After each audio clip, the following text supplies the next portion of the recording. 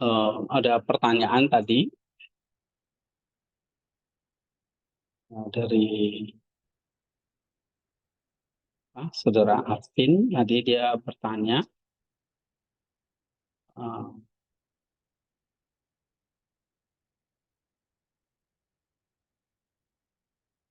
kenapa kita dituntut untuk menjadi serupa Allah, ya aktualisasinya kan? Padahal kodrat kita tadi apa? Being sebagai manusia, terus diberi potensi apa? Gambar Allah. Nah, padahal kodrat kita nggak memungkinkan untuk mencapai hal itu. Jadi kalau tadi eh, dari penjelasan Maximus, kalian akan jawab apa? Potensinya apa? Gambar Allah. Maka kalau Allah memberikan potensi sebagai gambar Allah dan gerak, maka aktualisasinya bisa nggak mencapai itu? Potensinya sudah gambar Allah, maka aktualisasinya jadi apa? Serupa Allah, ya kan? Nah, aktualisasinya nggak ada masalah, potensinya nggak ada masalah. Cuma mungkin yang dimaksud oleh Pak Arvin tadi adalah prosesnya mungkin ya kan? Nah, prosesnya mungkin itu yang kayaknya memungkinkan nggak ya prosesnya ke situ gitu. Nah, prosesnya bagaimana? Berarti melakukan hal-hal yang menjadi kodrat dari gambar Allah. Jangan jangan bertentangan dengan apa yang menjadi gambar Allah. Ya kan? Nah, eh,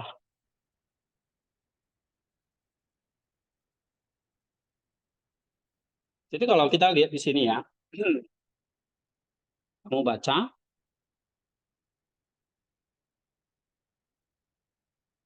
sebetulnya kita dituntut jadi Allah secara kodrat. Kita bukan dituntut itu ya, jadi Allah secara esensi. Nggak mungkin, ya kan? Kita nggak bisa, kita tetap jadi manusia. Kita nggak akan pernah bisa jadi Allah secara kodrat. Tapi bisa nggak kita menjadi serupa dengan Allah? Bisa, dan itu memungkinkan. Karena apa? Karena kita punya potensi gambar Allah. Itu ya. Nah, sehingga tuntutannya nggak jadi beban, tetapi memang panggilan alamiah kita. Sebab apa? Potensi kita adalah gambar Allah. Nah, yang kedua, jawabannya dari sini, kodrat kita memang terbatas, tapi rahmat Allah itu tidak terbatas. Maka dia bisa mengangkat kodrat kita melampaui segala batas alamiah. Nah, nanti akan kita bahas di teks-teks berikutnya di sini. Bagaimana setelah maksimum membahas potensi kita, bagaimana potensi ini diangkat menjadi aktualisasi. Jadi nanti di teks 11 dan seterusnya. Banyak nanti membahas tentang ragu. Ya, jadi kalau ditanya, memungkinkan nggak? Iya, karena kita punya potensi gambar A. Oke, ya.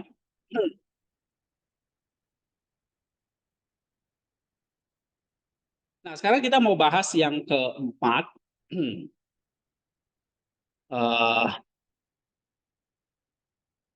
saya share screen dulu ya. Itu ya, Vin. Jawabannya karena kita punya potensi di mana Allah itu juga uh, nanti memberikan rahmatnya. Ya.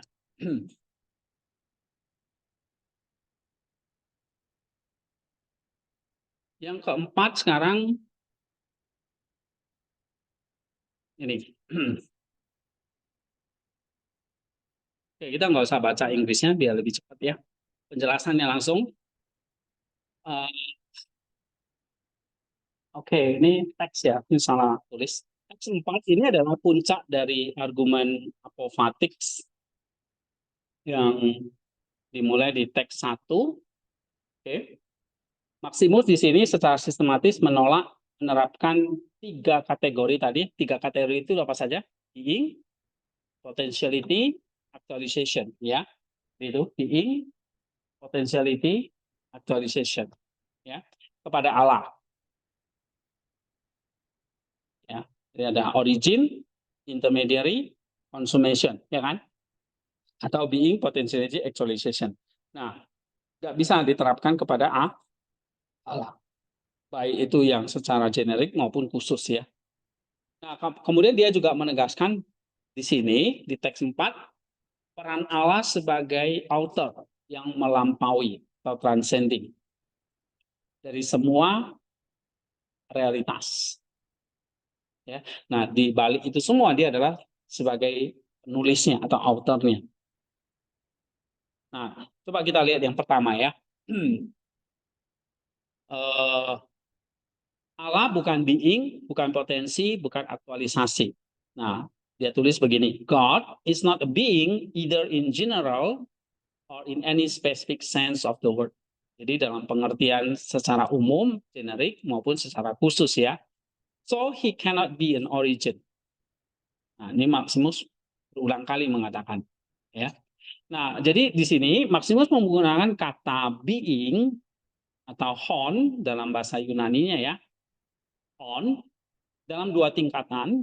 Pertama, dalam pengertian general atau umum. Yang kedua, dalam pengertian spesifik atau khusus. Being sebagai predikat paling universal. Maksudnya segala sesuatu yang ada termasuk kategori-kategori tertinggi seperti substansi, aksiden, dan sebagainya. Lalu spesifik sense-nya being sebagai jenis tertentu. Misalnya being hidup, being rasional, dan lain-lain. Nah, Allah tidak atau Allah bukan being baik yang general maupun yang spesifik. Kenapa? Karena kalau begitu being itu terbatas dan masuk di dalam genus tertentu, misalnya bisa dikatakan Allah itu yang paling jenius, Allah itu yang paling apa dikatakan di sini, pokoknya dikatakan genus yang paling luas sekalipun kita udah membatasi dia. Karena apa? Allah melampaui semua batasan. Misalnya Allah itu kasih. Itu kalau dalam apofatik Allah melampaui kasih. Kita nggak bisa mengatakan walaupun mau ditambah mahanya 1000 kali, maha kasih gitu ya. Allah nggak bisa dikasih genus atau predikat. Jadi Allah is unpredictable. Allah nggak bisa dipredikat. Allah melampaui semua genus dan predikat. Makanya Allah nggak bisa disebut sebagai origin. Dalam arti seperti being menjadi asal dari aktivitasnya. Ya, oke. Ini paham? Paham belum? Being di dalam Allah, ya, atau Allah itu bukan being, Allah itu bukan origin, Allah melampaui semua yang kita sebut sebagai kategori genus atau kotak. Kalau nggak ngerti genus, kotak. Dia nggak bisa dikotakin intinya. Itu ya. Nah, begitu juga dengan potensialitinya. Nor is he a potentiality either in general or in any specific sense, or he is not an intermediary state. Ya. Jadi begitu juga dengan intermediary state, dia nggak punya potentiality atau intermediary state tadi. Potentiality itu kan kapasitas kan untuk menjadi sesuatu yang belum aktual kan. Misalnya tadi biji pohon ek, dalam biji itu punya potensi nggak? Biji pohon pepaya, dalam biji itu ada potensi jadi pohon pepaya nggak? Ada. Karena dia ada intermediary stage. Sedangkan Allah tidak punya intermediary stage. Dia melampaui intermediary stage. Maka Allah tidak memiliki potensi apapun. Nah, kita tadi udah bahas di teks yang kedua, ya kan? Karena dia sudah sempurna secara itu, jadi dia nggak perlu berproses lagi menjadi sempurna. Dia sudah sempurna. Maka dia nggak bisa dapat menjadi, dia nggak bisa menjadi predikat. Misalnya nih, saya menjadi murid, itu manusia. Tapi Allah nggak bisa menjadi Allah gitu. Ya, karena dia sudah sempurna secara aktual. Jadi Allah nggak bisa menjadi lebih baik, menjadi lebih besar, lebih tahu dan sebagainya. Karena Allah sudah tidak terbatas. Maka Allah itu bukan intermediary state. Jadi dia tidak punya potensi. Dia tidak berproses. Dia tidak ada yang namanya keadaan perantara. Di tengah-tengahnya nggak ada. Ini namanya di tengah-tengah. Intermediary state kan di sini. Di antara potensi dan aktual. Tengah-tengah namanya apa? Intermediary state. Atau keadaan peran. Allah nggak berproses di tengah-tengah ini.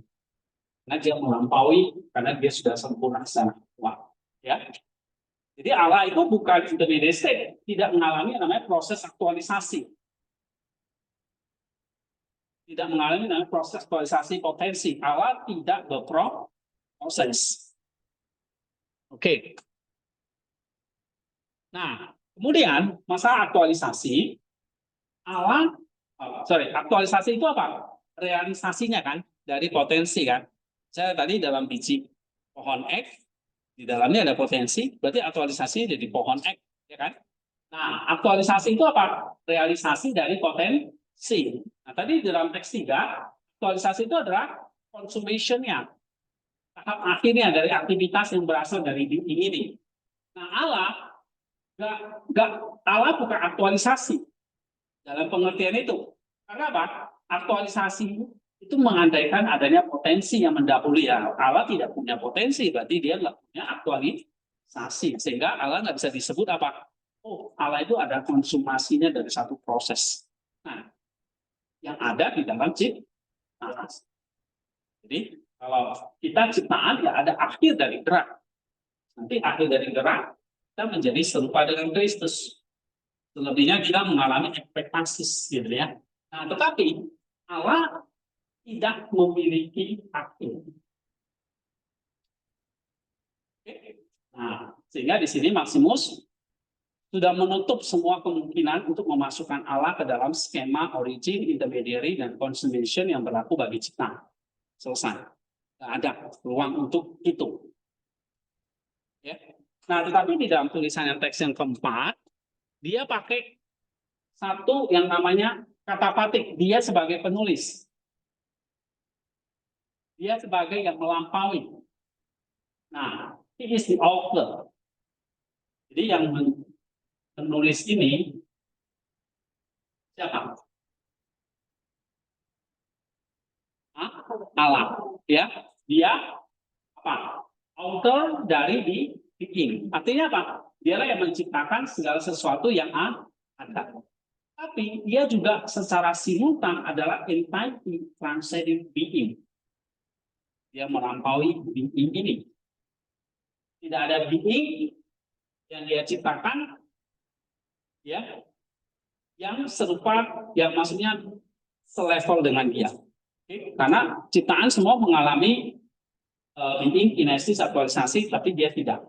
Oke? Jadi entity transcending being. Nah, istilah entity di sini itu pakai bahasa Yunani itu namanya usia.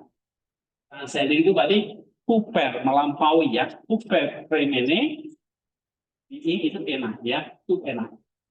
Nah, istilah usia atau entity di sini kita harus paham dengan hati-hati. Maksudnya Maximus nggak sedang mengkontradiksi pernyataan bahwa Allah itu bukan being, tapi dia melampaui being. Ya, kita bukan agnostik ya, tapi Allah itu melampaui being. Kalau agnostik kan Allah bukan being dan being. Dia pokoknya nggak tahu suka-suka ini. Nah, agnostik seperti itu. Oke. Maximus di sini pakai bahasa analogis. Allah adalah satu realitas yang melampaui being. Ini mau nggak mau bahasa terbatas kita. Dia tanda petik satu realitas yang melampaui being. Kalau manusia adalah being, benar. Tapi Allah adalah realitas yang melampaui being. Nah, begitu. Oke. Nah, ini istilah teknis dari tradisi Dionysians bahwa istilah Allah itu adalah perousios. Perousios. Coba baca. Perousios. Melampaui esen. Jadi Allah adalah sumber being, tapi dia sendiri bukan being. Dia berada di luar kategori being. Nah, Allah sumber being karena dia authornya, penulisnya. Tapi dia being bukan, dia melampaui being. Sama yang sering saya ngomong kan, Allah itu kasih, bukan dia melampaui kan. Jadi kasih itu bukan Allah, dia melampaui kasih. Nah, jadi dia di luar kategori apapun dari segala genus, ukuran apapun yang kita bisa semakan kepada dia itu nggak bisa. Di luar kategori apapun. Ya, oke. Nah, ini kamu harus pahami ini. Yang kedua, Allah menciptakan potensi. Ya, nah dia author dari kinesis. Allah menciptakan potensi. He is the author of potentiality. Jadi dia bukan hanya author of being, tapi author of potensi. Paham di sini? Artinya apa? Dia memberi makhluk seperti kita manusia kemampuan untuk menjadi sesuatu yang belum mereka aktualkan. Tapi Allah sendiri bukan, atau dia tidak punya potensi. Dia sering disebut sebagai ground, sumber, dasar, fondasi yang melampaui potensi. Ya, sebagai ground, istilah ground ya, ini adalah realitas yang membuat potensi menjadi mungkin tanpa dirinya sendiri memiliki potensi. Jadi dia bukan potensi, tapi dia pencipta potensi. Tapi dia nggak alami potensi. Ya, dia yang membuat potensi menjadi ada, menjadi mungkin, tapi dia sendiri tidak punya melampaui potensi. Nah, tapi dia juga apa? Ini kalimat yang indah sekali ya. Dia aktif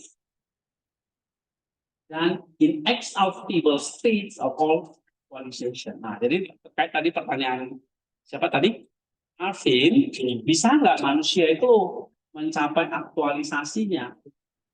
Bisa, karena Allah ya selalu apa? Memang Allah bukan aktualisasi, tapi dia adalah keadaan aktif yang tidak ada habis-habisnya dari segala aktualisasi. Nah, dia aktif soalnya. Ya kalau kita dalam iman ya kita percaya anugerahnya selalu itu menunjukkan Allah itu aktif. Ya, maksudnya apa? Setiap aktualisasi dalam ciptaan, setiap realisasi potensi terjadi karena partisipasi di dalam energinya. Nah, ini dia. Jadi ada energi Allah yang memungkinkan semua makhluk itu nanti mencapai aktualisasi termasuk manusia. Ya, cuma manusia harus merespon. Nah, itu namanya proses sinergi. Merespon anugerahnya. Anugerahnya mendahului, manusianya meresponinya. Nah, begitu. Itu partisipasi dalam energi Allah. Kenapa dikatakan apa? Istilah yang aktif di dalam apa? Segala aktualitas. Dan itu tidak ada habis-habisnya. Inexhaustible. Nggak ada capek. Inexhaustible itu artinya nggak ada habisnya. Nggak ada capeknya. Ya, tidak ada habisnya. Oke, jadi dia nggak pernah, Allah itu sumber dinamis yang terus-menerus mengaktifkan segala sesuatu tanpa pernah habis. Dia seperti matahari yang tidak pernah redup meskipun memancarkan cahaya terus-menerus. Anugerahnya pernah habis? Kayak sinar matahari itu pernah redup, ngambek besok nggak mau. Ya kan? Enggak kayak kita ngambek ya kan? Mau makan, cuci diri di kamar. Oke, nah dia terlalu aktif, dia nggak pernah habis. Jadi kalau pertanyaan tadi, bisa nggak kita menjadi aktualisasi? Bisa banget, karena Allah itu aktif. Ya. Yang ketiga, penulis segalanya, ini sintesisnya. Nah, kalau Allah itu adalah penulis, atau dia penulis itu kan Allah gitu ya, maksudnya dia sumber, dia pencipta dari being, potentiality, dan actualization dari seluruh ontologis kosmos. Tapi Allah itu juga bukan Allah itu juga penulis dari origin, intermediate, dan consummation, artinya seluruh proses temporal dan gerak ciptaan. Tapi perhatikan, Allah di sini authornya, bukan isi dari kategori itu. Paham ya? Kayak Allah itu sutradaranya, tapi dia bukan pemain di dalamnya. Sih, ya. Seorang penulis novel tidak sama dengan tokoh dalam novel. Sutradara tidak sama dengan pemainnya, gitulah ya, kira-kira. Demikian pula Allah tidak sama dengan being, potensi, aktualisasi, atau proses-proses ciptaan. Dia melampaui semuanya, tapi dia juga membuat semuanya ada dan bergerak. That's amazing, ya kan? Ini luar biasa. Ya, author of the being, intermediate states, consummation, potentiality, actualization, ya. Tapi dia bukan part of the game, gitu ya. Nah, dia authornya. Oke, ini ada pertanyaan nggak? Nah, kalau kita lihat, kembali lagi kita review ya, 1 sampai 5, ya. Seringkali kita suka lupa ya.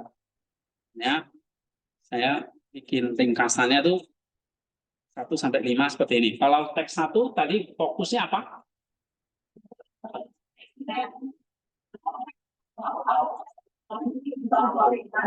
Oke, yang kedua,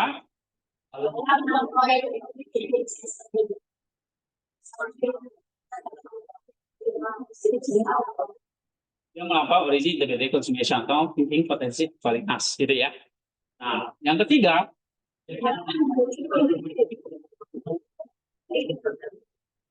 ciptaannya ada kasnya, ya kan? Yang keempat,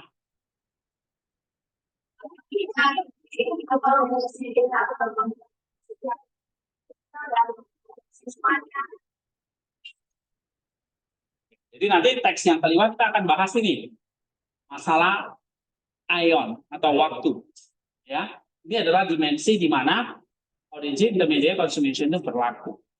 Jadi kita bahas ya. Oke.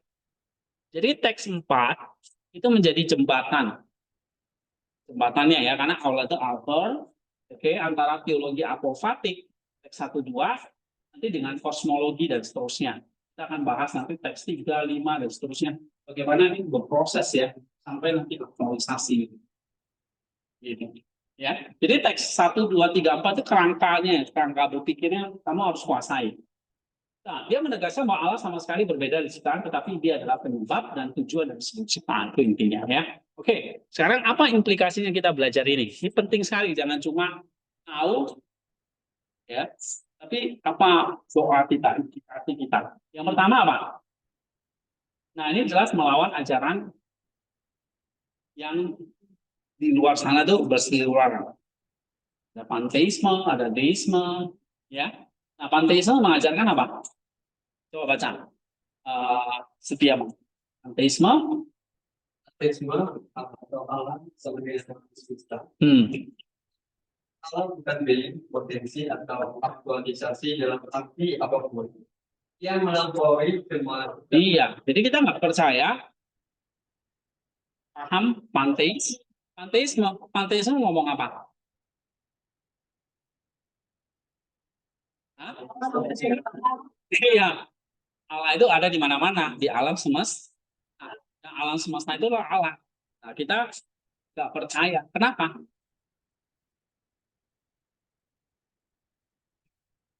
Hah? Iya, Allah itu bukan being, potensi, atau aktualisasi. Kalau Allah itu adalah alam semesta, maka Allah itu jadi being, potensi, dan aktualisasi kan? Sebab apa? Alam semesta itu ciptaan yang sudah ada hukum kontraknya jadi being, potensi, aktualisasi. Nah, Allah melampaui itu. Maka panteisme kita tolak. Paham? Oke, saya tes. Kenapa kita nolak panteisme?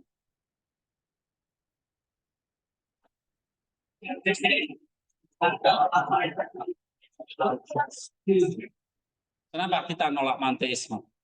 Allah itu bukan alam semesta.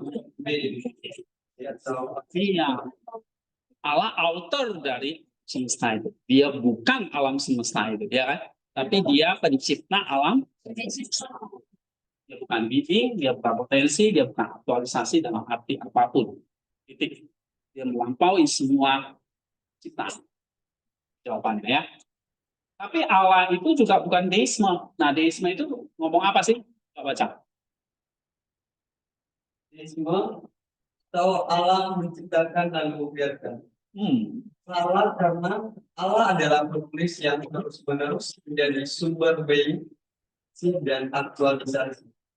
Ia hadir secara imanen dalam setiap gerak ciptaan melalui energi-energi. Nah, Allah kita bukan Allah seperti orang-orang yang mengatakan Allah itu ciptakan lalu dia biarkan. Itu deisme.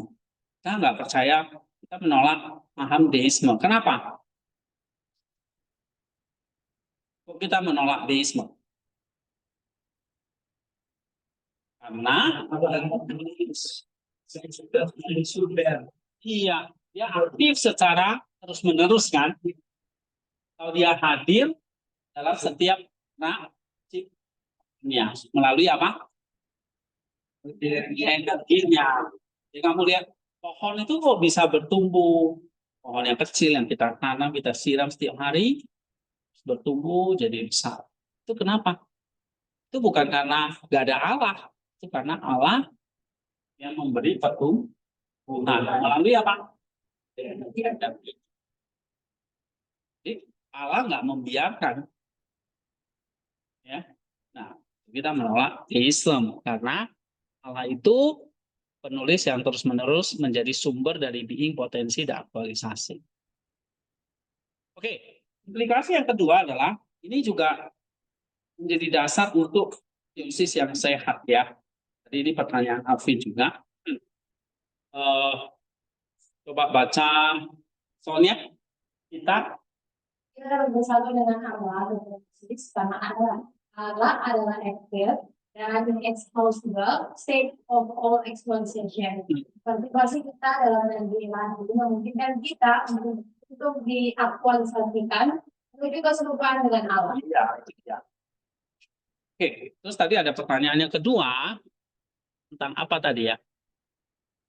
Dalam konsep manusia, apakah teosis dapat dicapai dalam kehidupan kita di dalam dunia ini? Nah, kita jawab ya. Tapi pertanyaan pertama terjawab ya. Oh, Allah itu Pak, terus aktif, ya kan? Maka teosis itu memungkinkan. Tapi kita nggak pernah jadi being, potensi aktualisasi dalam arti ilahi ya. Kita tetap ciptaan, tapi berpartisipasi di dalam energi. Nah, ilustrasi yang sering saya pakai itu apa? Teosis yang benar, yang sehat itu apa? Besi yang sedang dipanas. Nah, sekarang kita jadi besi itu. Jadi teosis dialami nggak sekarang di dunia ini? Jadi kan pertanyaan gitu. Teosis itu apa? Besi yang sedang dipanas. Apa kita mengalami teosis? Sekarang sedang bergerak menuju teosis kan? Berarti sekarang besinya sedang dipanasi. Iya kan?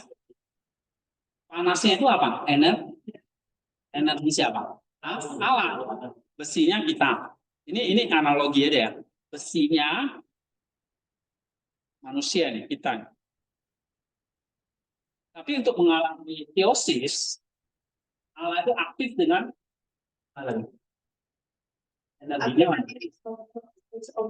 Ini, energinya. Ya kan? Apinya. Nah, apinya begitu masuk di dalam besi, maka besi itu jadi panas kan?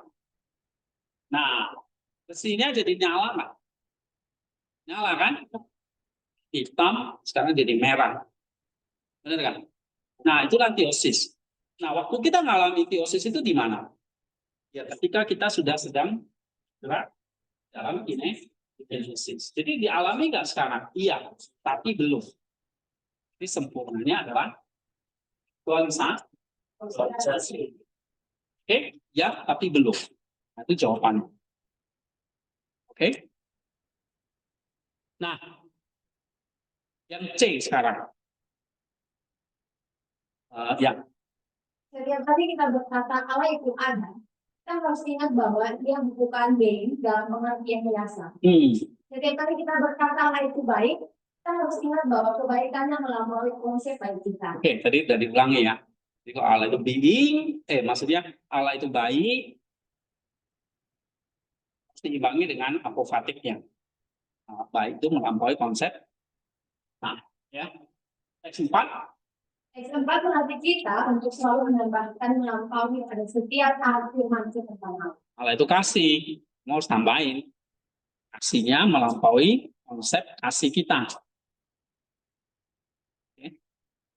Seringkali kadang kita terdoktrin dengan kata fatik ya. Itu kita nggak mengalami kayak soal tanda petik Allah itu nggak baik ya. Kenapa ada perang? Kenapa manusia mati kelaparan dan sebagainya? Lalu kita jadinya tidak percaya Allah lagi, menolak ke gereja dan sebagainya. Nah, karena apa? Karena kita nggak belajar yang seimbangnya gitu. Melampaui Allah itu kasih, padahal konsep kasih kita itu apa? Melampaui, ya. Kebaikannya kasihnya itu melampaui konsep si kita gitu. Kita harus menambahkan kata melampaui terhadap apapun afirmasi tentang Allah. Oke, ini kerendahan hati di dalam berteologi. Ya. Oke, jadi kalau ada orang yang menolak Allah gara-gara itu, dia sombong banget. Rasa dia boleh kecewa dan pintar, lebih pintar daripada Allah gitu ya. Oke. Nah, D, bagi doa dan ibadah. Kita tidak menyembah being tertinggi atau potensi murni atau aktualitas sempurna.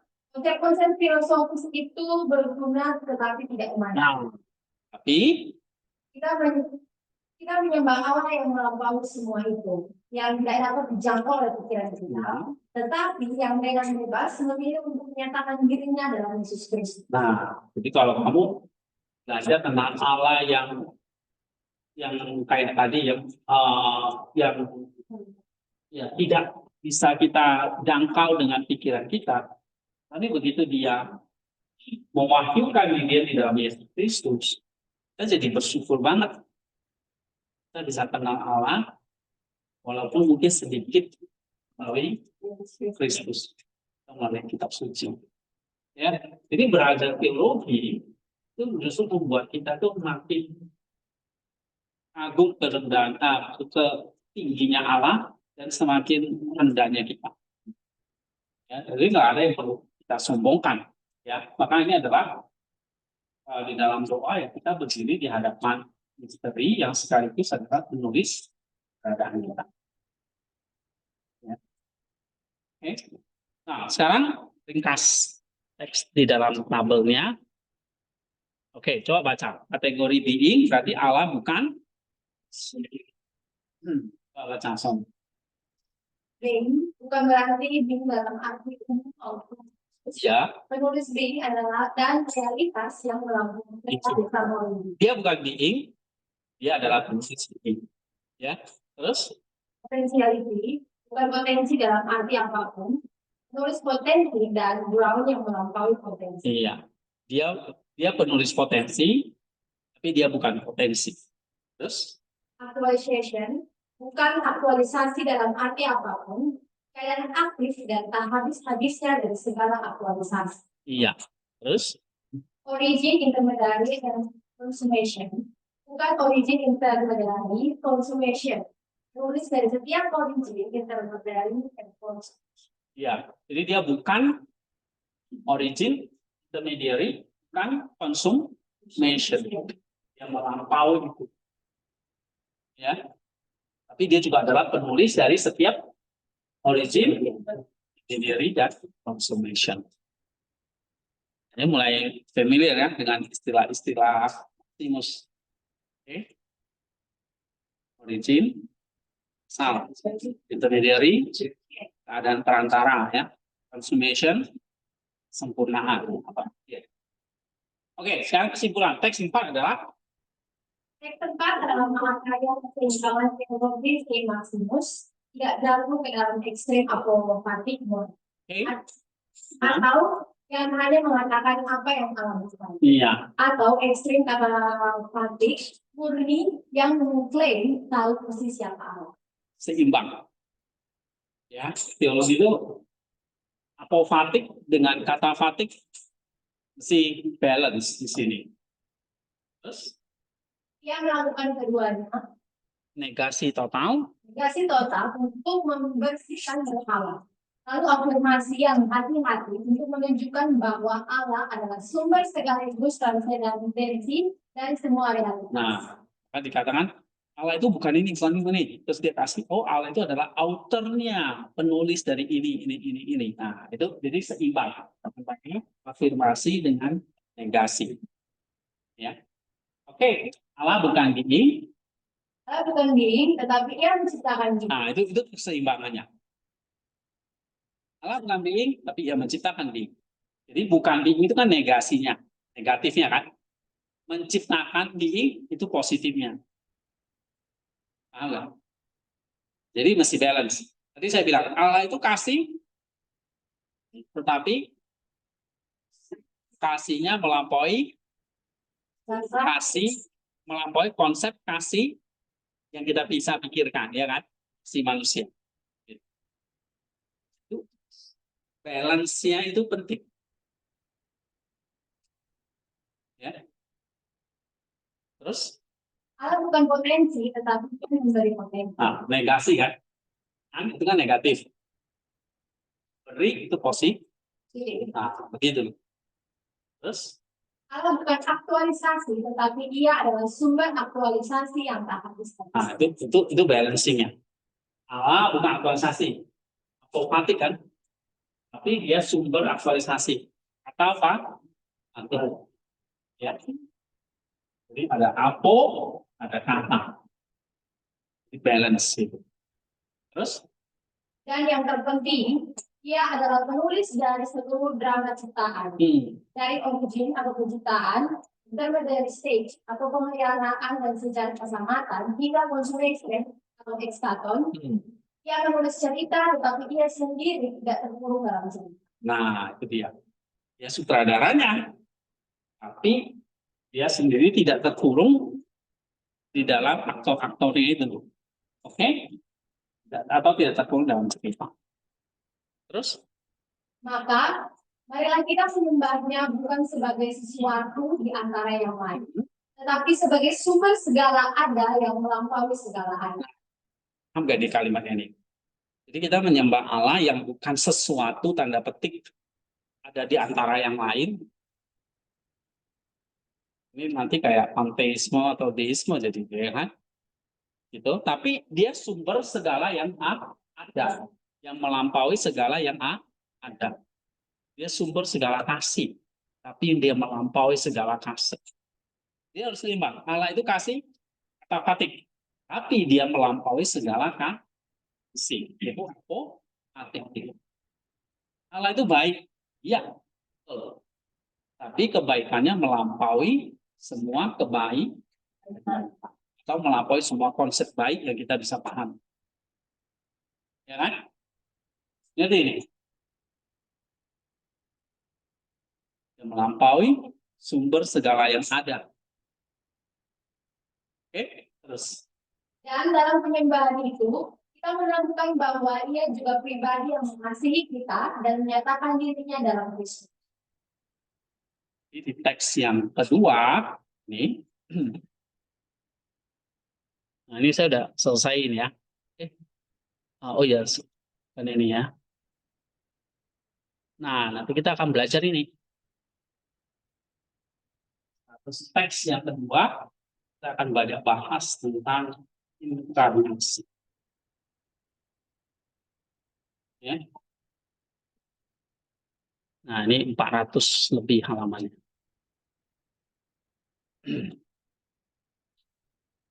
Maka dia melampaui segala yang ada, tapi satu sisi, nah ini kata yang menarik, dia juga pribadi yang mengasihi kita ya. Coba nanti kita lihat di sini teks 1, begitu dia ngomong teks 1,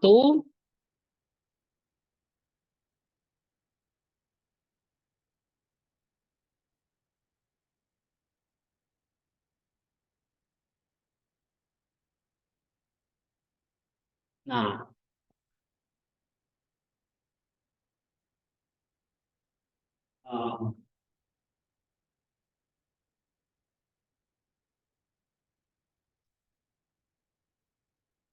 ini ya, baca Inggrisnya aja deh.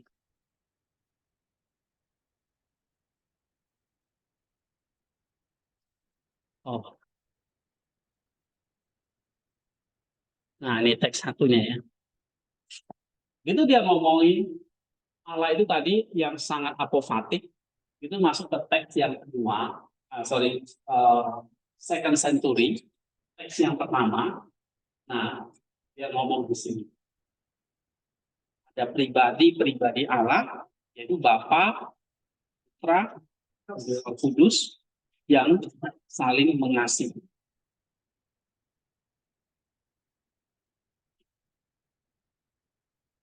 Father and the Son and the Holy Spirit. Jadi Allah itu bukan sesuatu yang melampaui kita tuh kayak apa gitulah. Ya udah, aku agnostik aja. Enggak. Ini ternyata dia adalah pribadi yang bisa kita kenal. Yang kita sebut sebagai Bapa, pribadi Anak, dan pribadi Roh Kudus. Kita bahas di sini. Ya, maka di sini katakan dia adalah pribadi yang mengasihi, nah, menyatakan dirinya dalam Kristus. Itu penting. Ya. Nah, terus inilah misteri iman Kristen, hal yang tak terhingga dan tak terkatakan memang di kitab Allah. Ini misteri iman. Ya. Jadi kalau kamu mau manggil Allah itu Abba atau Bapa, nah, artinya apa? Allah yang melampaui segala yang ada, dia merendahkan dirinya supaya dikenal oleh manusia sebagai pribadi yang mengasihi. Ini misteri iman kita ya. Oke.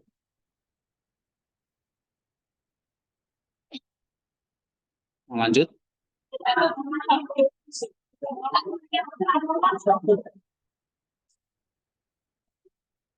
Jadi kelihatan malesnya kalau Jufri. Udah tidur di kelas.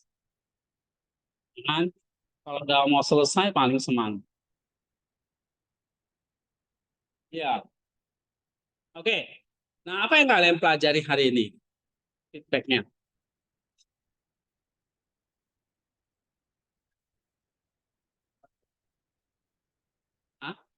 Dapat belajar bahasa-bahasa Maximus. Bahasa-bahasa yang istilah-istilah baru ya.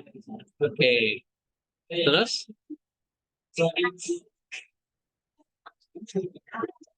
Potentiality ya.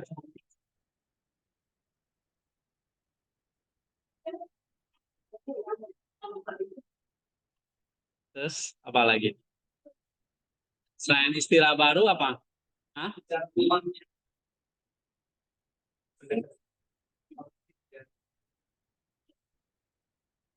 Apofatik dan katafatik. Dua-duanya mesti balance ya. Apa lagi?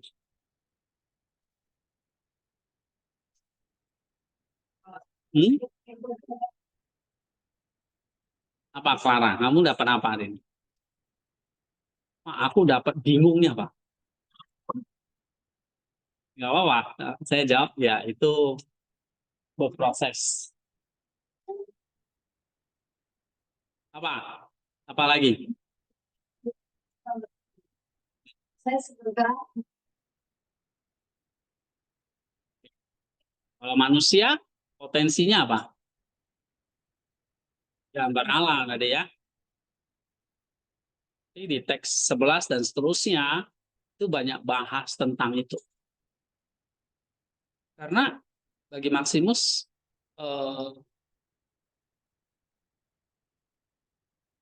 Allah itu sudah selesai pada dirinya. Dia nggak perlu dijelaskan, dipahami oleh manusia. Manusia yang perlu. Nah, gimana mengaktualisasinya itu? Dari gambar yang sudah Tuhan kasih, akhirnya bisa bergerak menuju aktuali. Itu yang penting.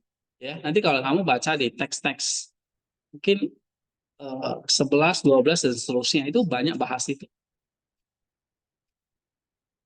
Ya, nanti kita banyak belajar istilah-istilah yang asing. Mungkin saya lupa, kamu coba lihat glosariumnya. Kalau ada istilah-istilah yang sulit, lihat di sini ya. Misalnya tadi nggak ngerti apa itu kontemplasi, teoria. Ini filautia, fate ya. Jadi ada oikonomia ya kan. Oikonomia itu artinya dispensasi, karya keselamatan Allah dalam sejarah. Kalau di Indonesia kan ya ekonomi,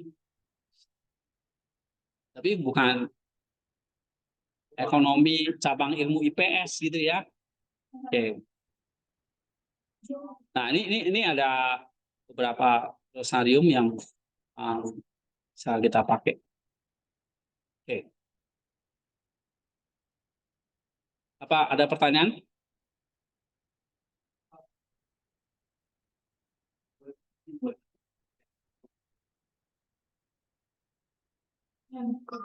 Apa tugas mingguan? Oh ya, hari ini apa? Satu, saya suruh apa ya?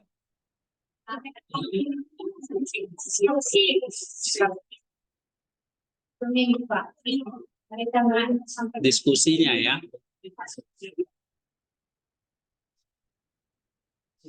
Ya, diskusinya ya, itu aja. Tinggal Bentuknya Word atau PDF kan dulu. oh, Word atau PDF. Ya Word boleh, PDF juga boleh. Nggak ada masalah.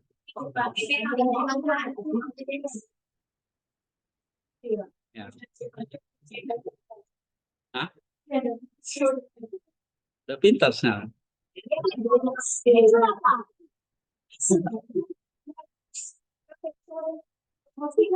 Nah, itu kan nanti dibuat jadi apa ya? Disusun jadi yang ya modul.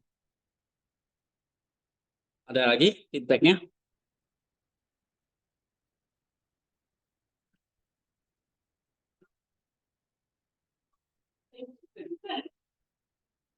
Oke, kalau diskusi kita seminggu ini kita bahas apa? Genomik ya. Oke, tadi misalnya dibahas Christoph itu ya. Mungkin kalian masih bingung ada telema fisikon, telema gnomikon ya. Oke. Jadi kalau telema fisikon itu ya by nature, jadi ini diingat. Oke. Kita apa? Manusia. Di dalam ini ada namanya telema fisikon. Apa telema fisikonnya? Inilah yang membuat kita bergerak kepada Allah. Telema fisikon. Manusia merindukan Allah. Karena di dalamnya ada kehendak kodrati namanya. Kehendak fisikon. Kehendak alamiah atau kodrati. Ya, itu nggak bisa hilang karena menempel kepada kodrat. Sepanjang kamu jadi manusia, kamu punya telema fisikon. Tidak harus jadi orang Kristen atau bukan Kristen. Mau ateis maupun bukan ateis. Ya, jadi orang ateis bagi saya itu orang yang sangat-sangat sombong sekali dia. Oke, ya, karena dia melawan telema fisikonnya. Nah, tapi telema fisikonnya untuk mencapai ke situ, ini kan ada gerakan. Berarti ini ada namanya mode. Apa? Mode. Atau tropos. Nah, ngomong tropos. Troposnya kan harusnya geraknya kemana? Organisasi kan? Bosnya, Kristusnya. Ini melenceng. Jadi kalau orang berjalan tuh biasanya kalau telema fisiknya lancar aja sih ya. Nah, tapi karena jatuh dalam dosa, ini jalannya jadi pincang jadi. Nah, itu namanya belum pikon. Jalannya nggak mulus lagi. Oke, itu namanya pos itu ada namanya telema apa? Nomikon. Ya, jadi nomik ya kalau bahasa Indonesia-nya pendak nomik atau pendak deliberati. Ya, pendak pertimbangan. Jadi nggak langsung otomatis ikut Allah lagi dia. Jadi ragu. Itu enggak ya? Nah, itu namanya gnomik. Ibarat kalau jalan nggak lurus lagi, pincang nih. Itu gnomik. Jadi gnomik itu bukan menempel kepada being, dia cuma cara mengaktualisasi kehendaknya jadi nggak langsung, tapi berubah harusnya lurus. Ini dasar manusia ya.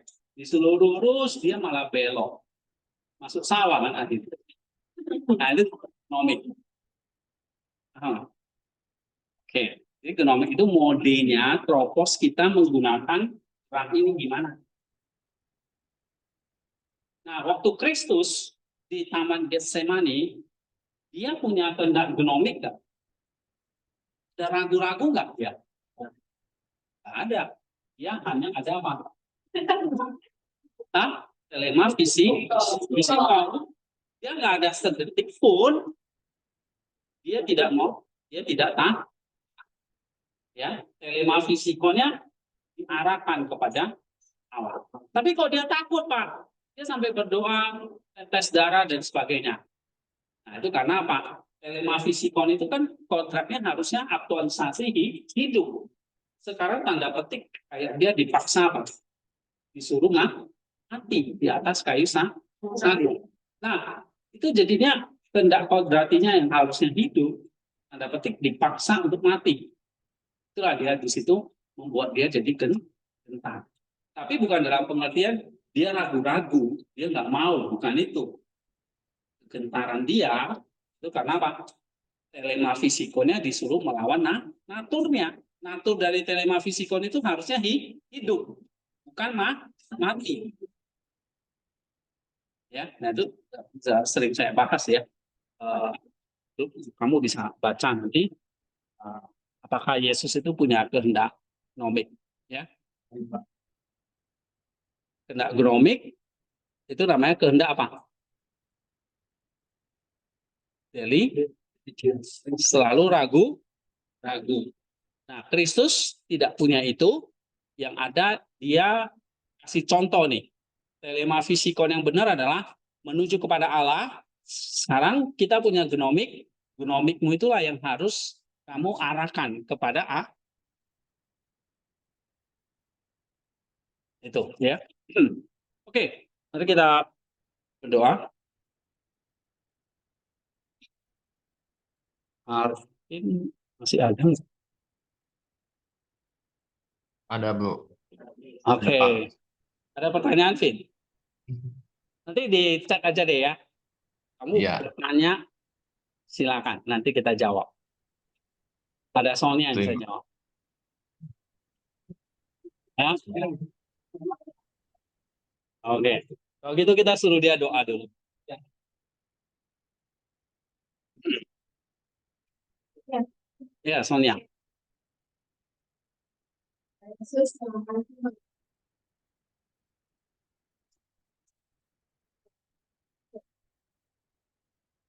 Tuhan, dalam orang tugas kami yang ini, bahwa kami Bapa, kami berdoa di dalam kesehatan di dalam pelayanan keluarga Ya. Yesus Kristus sudah selalu kami. Oke, thank you so much. Thank you, David.